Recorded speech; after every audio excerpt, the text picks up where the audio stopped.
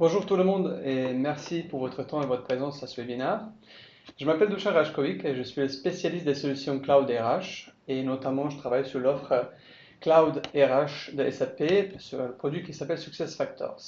Et donc aujourd'hui, je vais vous présenter une petite histoire autour du cycle de vie d'un employé que j'ai appelé une histoire d'embauche.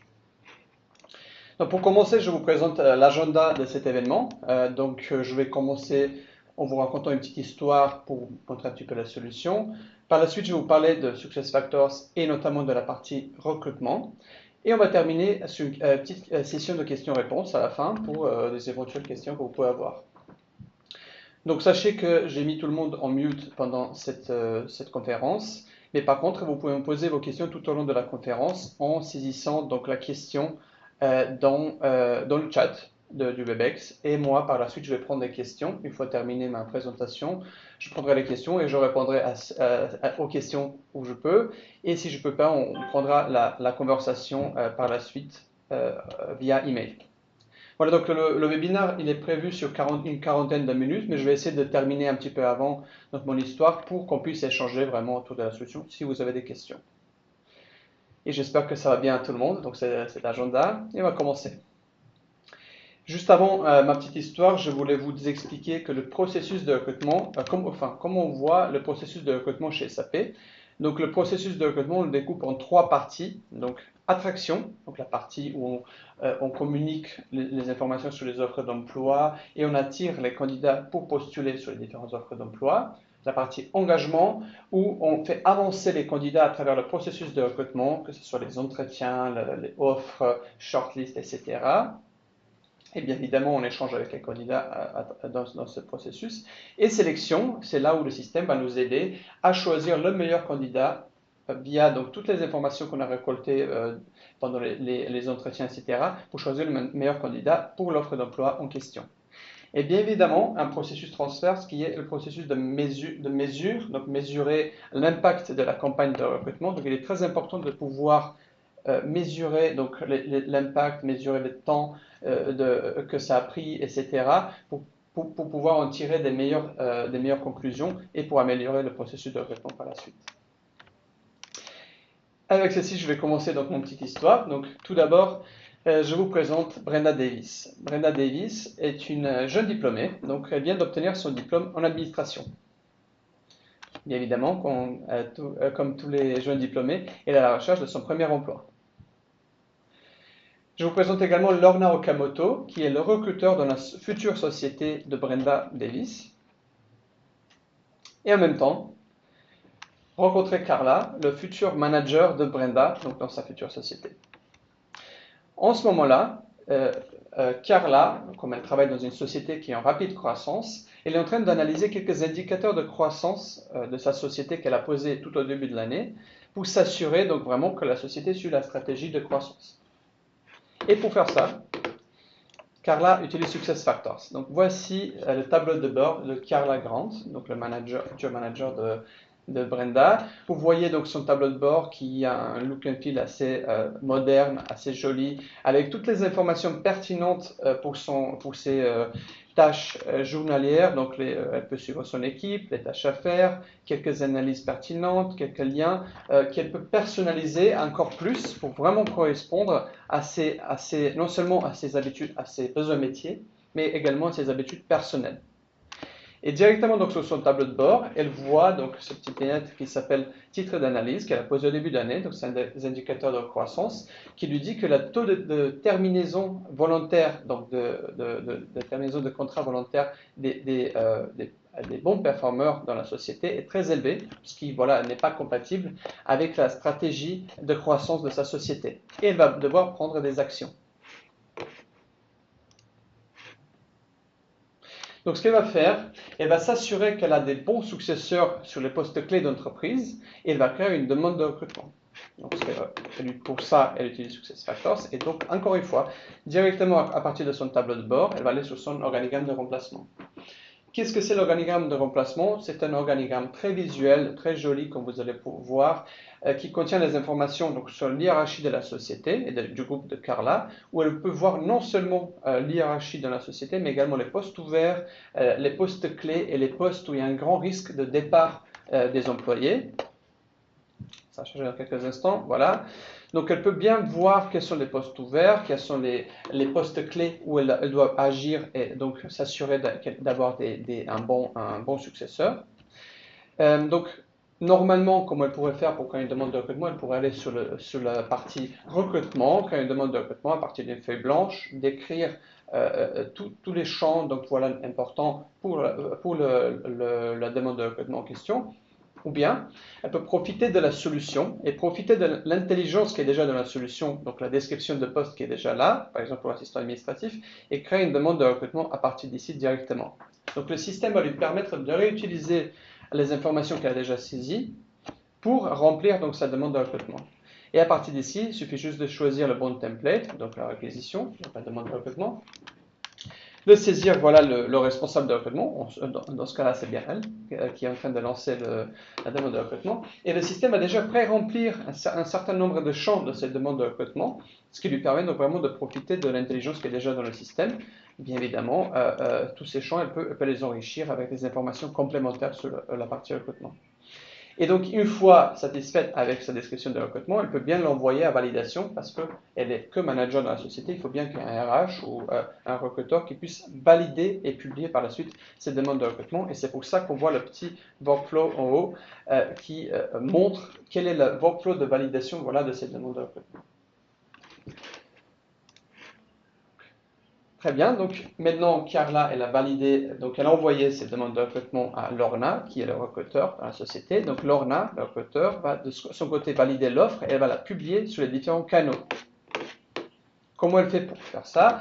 Voici le tableau de bord de Lorna. Vous voyez qu'il est un petit peu différent de celui de Carla, mais c'est tout à fait normal parce que voilà, c'est adapté donc à ses besoins métiers. Donc c'est pas besoin métier de Carla, mais besoin métier de Lorna. Comme elle est recruteur, elle a besoin de savoir quel est le statut d'acceptation d'offres, le pipeline des candidats, les postes ouverts, postes de succession, etc. Donc les informations vraiment liées au recrutement. D'accord? Et à partir d'ici, elle voit un certain nombre de tâches qu'elle a à faire. Elle s'aperçoit donc la validation donc évaluer et finaliser la demande de recrutement. Donc à partir d'ici directement, elle va valider cette offre de recrutement de Carla. Une fois validée l'offre, il faut bien pouvoir la publier sur un maximum de canaux. Donc pour ça, elle utilise la partie donc recrutement posting de SuccessFactors. Comme vous voyez ici, directement, elle voit donc l'offre en question, elle voit les informations pertinentes sur l'offre et directement les job boards et les réseaux sociaux sur lesquels l'offre est déjà postée, qu'elle peut bien évidemment rajouter. Comment elle fait ça? Elle fait ça d'une manière très simple. Avec quelques clics, elle va choisir donc les job boards en question où elle a envie de poster cette offre. Des job boards un peu spécialisés, peut-être sur l'industrie, sur sa branche. Et pourquoi pas quelques réseaux d'écoles qui lui permettent vraiment de faire un maximum de communication sur les différents réseaux et de maximiser le nombre de candidats qui vont venir vers elle. Et en cliquant sur Next, donc suivant, cette demande de recrutement va être publiée sur l'ensemble des canaux qu'elle a choisis ici sur cette page. Donc, très bien. Alors là, maintenant, elle a publié cette offre. De son côté, Brenda, donc la jeune diplômée, elle cherche des offres d'emploi sur Internet. Elle va trouver l'offre qu'on a postulée, qu'elle a publiée, et elle va y postuler. Donc, comment elle fait? Comme beaucoup de jeunes diplômés, elle peut par exemple chercher sur Google, elle va chercher sur LinkedIn, elle va chercher sur Facebook ou autres canaux, donc peut-être sur son réseau d'école. Elle trouve donc l'offre et avec un clic, elle est renvoyée sur le site de recrutement de Carla et Lorna, donc leur site de carrière d'entreprise. Donc voici juste un exemple de site carrière qu'on propose avec SuccessFactors, mais sachez que bien évidemment, ce site peut être entièrement brandé, donc avec le logo, avec les couleurs d'entreprise en question, donc la vôtre. Et donc ici on voit donc un site carrière assez standard avec un certain nombre d'éléments standards comme la recherche par mots-clés, également la recherche par localisation, pourquoi pas. Sur une map interactive, les candidats peuvent également voir donc, quelles sont les offres d'emploi, ou bien ils peuvent tout simplement utiliser donc, les mots-clés pour saisir, par exemple assistant administratif, je saisis assistant. Elles ont la possibilité, les candidats ont également la possibilité de rejoindre la communauté des talents, de créer leur profil, etc., d'utiliser leur profil LinkedIn pour directement se connecter avec le site carrière, ce qui permet vraiment d'engager, donc d'anticiper l'engagement des candidats par la suite, parce qu'il se trouve qu'un candidat il est tombé sur cette page, mais aujourd'hui il n'est pas intéressé par les offres d'emploi, et dans 3 mois il se trouve que si, et c'est pour ça, s'il est dans la communauté des talents, ou s'il a déjà son site, son profil sur le site, il pourra être contacté pour éventuellement être embauché par la suite. Alors c'est vraiment la partie attraction de la partie recrutement. Et donc voici quelques offres d'emploi qui sont ouvertes, qui correspondent aux mots-clés saisis. On prend une offre d'emploi, par exemple celui-ci, et on voit donc que directement les candidats ont la possibilité d'appliquer directement, soit en utilisant LinkedIn, soit Facebook ou autres réseaux sociaux, donc pour vraiment profiter des informations qu'ils ont déjà sur Internet pour directement postuler, ou bien tout simplement ils ont la possibilité de créer leur profil et de vraiment de faire ça, comme on dit, à l'ancienne. Donc en créant un profil et en voyant la candidature. Très bien, Brenda a postulé. Maintenant, son profil il est envoyé dans le pipeline des candidats de Lorna et Carla, donc recruteur et manager. Et de leur côté, il faut qu'ils analysent les profils des candidats et qu'ils choisissent finalement qui est le candidat pour l'envoyer pour une prochaine étape de recrutement. Comment elles font ça? Elles utilisent toujours SuccessFactors. Et ici, sur la partie demande de recrutement, elles voient l'ensemble des demandes de recrutement dans la société qui sont ouvertes. Elles voient directement l'avancement, donc quel est le site dans lequel ils embauchent, le statut de l'offre, progression, donc tout ça, toutes les informations pertinentes sont disponibles ici sur le tableau de bord. Et avec un clic, ici, elles tombent sur la synthèse des candidats. Donc là où elles vont voir qui sont les nouveaux candidats qui sont arrivés, dans quelle étape de recrutement ils se trouvent. Vous voyez, c'est vraiment une représentation visuelle d'un processus de recrutement à partir d'apparition d'une candidature jusqu'à l'embauche. Donc vous voyez les étapes comme une nouvelle candidature, entretien, offre, etc. Mais bien évidemment, c'est quelque chose qui peut être configuré pour correspondre à vos besoins particuliers.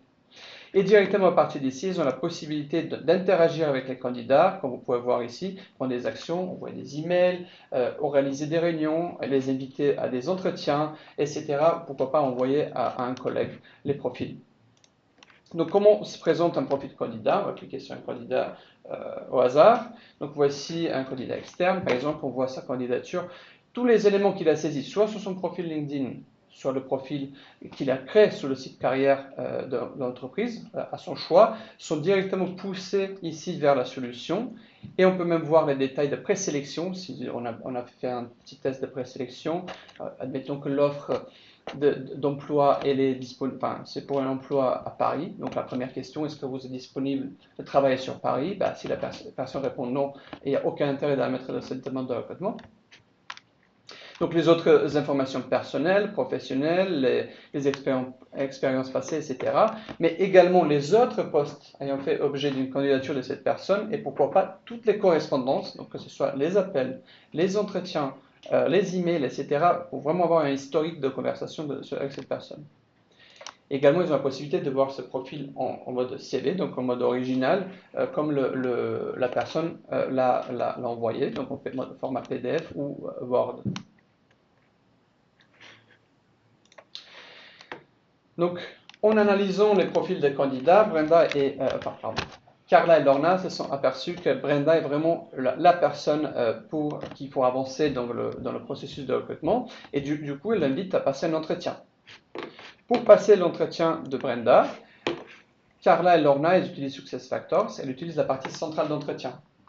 Donc, centrale d'entretien, c'est juste un outil qui leur permet donc de visuellement voir l'ensemble des candidats et de pouvoir en live avec leur iPad, avec leur mobile ou bien avec leur laptop, donc directement noter le candidat, donc les différentes compétences liées au poste ouvert, ce qui leur fait voir un classement comparatif. Donc c'est le système qui va les indiquer plus ou moins qui est le candidat le plus adapté pour le poste, et ça va leur aider dans leur choix final. Donc, ils sont plutôt sûrs que c'est Brenda qui est adaptée pour ce poste, donc elles savent plus ou moins que c'est à elle qui m'envoie l'offre, mais pour s'assurer de parcourir le meilleur candidat sur la toile, donc sur le réseau, Lorna, donc la recruteuse, va rechercher les offres sur les différents canaux. Donc juste avant d'envoyer l'offre et d'aller plus loin avec Brenda, elle va aller sur la partie multi-search de la solution. Donc multi-search est l'outil qui va lui permettre, en saisissant quelques mots-clés, la localisation et autres critères, de pouvoir rechercher sous la toile, donc sur l'ensemble des réseaux sociaux, sur l'ensemble des job boards, les réseaux d'école. Donc elle peut choisir ici à gauche, comme vous voyez. Et donc dans quelques instants, le système va sortir tous les candidats qui correspondent au mieux avec les mots-clés qu'elle a saisis. Donc ça va vraiment lui aider de s'assurer qu'elle n'a pas loupé un candidat et de s'assurer de comparer les meilleurs candidats disponibles sur le réseau. Dans quelques instants, le système va donner l'ensemble des candidats qu'il a trouvés sur les différents réseaux. On voit ici LinkedIn, on voit d'autres réseaux. Elle a la possibilité directement donc, de voir leur CV, de voir une petite description et de s'assurer donc, voilà, qu'elle n'a pas oublié un très bon candidat qui est disponible sur le réseau. D'accord ? Malgré tout ça, tout le monde est plutôt d'accord et ce poste est vraiment pour Brenda. Du coup, elles vont la recruter. Bien sûr, elles vont lui envoyer l'offre. Brenda reçoit la bonne nouvelle et elle va accepter l'offre. Mais une semaine avant son premier jour, donc le premier jour travaillé de Brenda, Lorna et Carla veulent s'assurer que Brenda, le jour quand elle arrive, elle est déjà prête pour être efficace, de pouvoir déjà travailler. Donc du coup, elle va lui donner l'accès au système SuccessFactors, que vous voyez ici, où elle pourra déjà avoir certaines informations qu'elle décide de lui donner, comme par exemple quelques liens utiles, les liens vers le site d'entreprise, quelques documents, les tâches à faire éventuellement, donc faire son petit profil SuccessFactors, voir qui sont les personnes qu'elle doit rencontrer, donc déjà connaître les personnes avant même d'arriver dans la société et de se sentir mieux le jour J quand elle arrive dans la société. Pourquoi pas s'assurer que toutes les tâches administratives, les papiers, etc. sont en règle. Par exemple, pour un employé étranger, il est bien important d'avoir par exemple son visa. Ça permet de travailler avant de commencer à travailler. Donc tout ça, elle peut suivre sur son tableau de bord. Et pourquoi pas une petite touche personnelle de la part de son manager en format vidéo ou écrit pour lui souhaiter la bienvenue.